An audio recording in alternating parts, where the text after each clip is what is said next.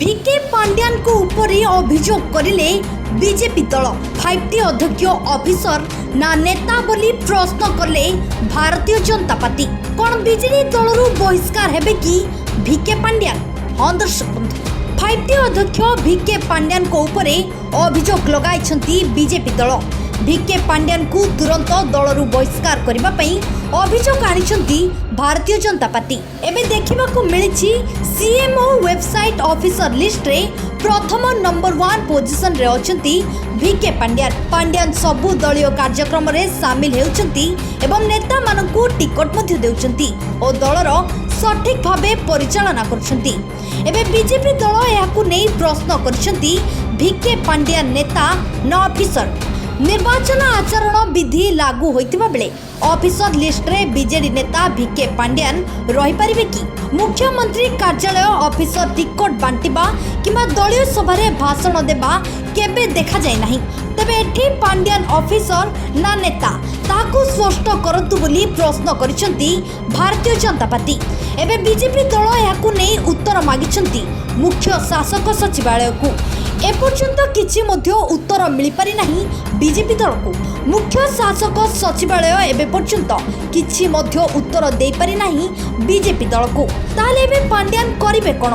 ସତରେ କ'ଣ ପାଣ୍ଡିଆନକୁ ବିଜେଡି ଦଳରୁ ବହିଷ୍କାର କରାଯିବ କି? ବିଜେପି ଦଳର ଏସବୁ ପ୍ରଶ୍ନର ଉତ୍ତର ମୁଖ୍ୟମନ୍ତ୍ରୀ ନବୀନ ପଟ୍ଟନାୟକ ଦେଇପାରିବେ କି?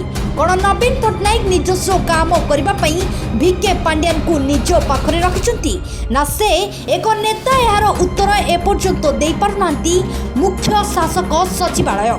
ବିଜେପିର ମୁଖପାତ୍ର ଅନିଲ ବିଶ୍ୱାଳ କହିଛନ୍ତି ମୁଖ୍ୟମନ୍ତ୍ରୀ କାର୍ଯ୍ୟାଳୟରୁ ଯେଉଁ ଅଫିସର ଲିଷ୍ଟ ରହିଛି ସେ ଲିଷ୍ଟରେ ଭିକେ ପାଣ୍ଡିଆନ ଆଜି ପର୍ଯ୍ୟନ୍ତ କିପରି ରହୁଛନ୍ତି ଏବଂ ସେ ବି ପ୍ରଶ୍ନ ଉଠାଇଛନ୍ତି ଯଦି ସେ ଆଜି ପର୍ଯ୍ୟନ୍ତ ଲିଷ୍ଟରେ 1 ନମ୍ବର ପୋଜିସନରେ ରହିଛନ୍ତି ତାହେଲେ ବିଜୁ ଜନତା ଦଳର ଆଚରଣ ବିଧି ଲାଗୁ ହୋଇଥିବା ସମୟରେ ସେ ବିଜୁ ଜନତା ଦଳର ରାଜନୈତିକ କାର୍ଯ୍ୟକ୍ରମରେ ଏବଂ ତାଙ୍କର ଟିକଟ ଇସ୍ତୁବେସନରେ ନିର୍ବାଚନ ପରିଚାଳନାରେ ରହିପାରିବେ କି?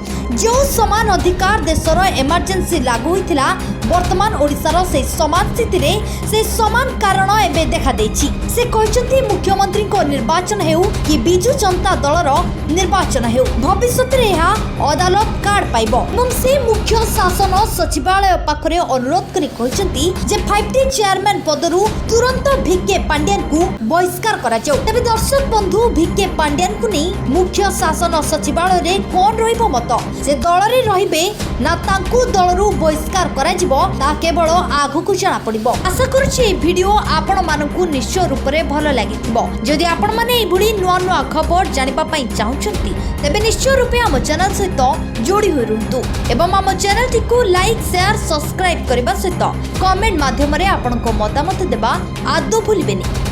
Bureau report, TVP News 9।